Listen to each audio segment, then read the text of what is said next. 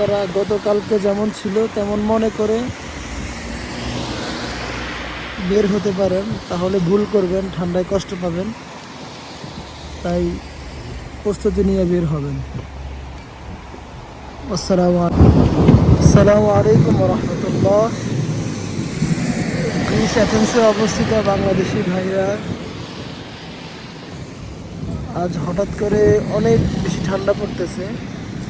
যারা জীবিকার তাগিদে কর্মস্থানে পৌঁছাবেন, কর্মযোগ্যে যারা আজকে অ্যাটেন্ড করবেন, অবশ্যই ঠান্ডার জ্যাকেট, ভালো ভারী জ্যাকেট পরতে হবে। কারণ গতকালকের তুলনায় আজকে অতিরিক্ত ঠান্ডা, অনেক বেশি ঠান্ডা পড়তেছে আজকে। তো সবাই অবশ্যই মোটা জ্যাকেট পরবেন, কারণ ঠান্ডা অনেক বেশি আজকে। ঠান্ডার প্রস্তুতি নিয়ে আমরা সবাই ঘর থেকে বের হব।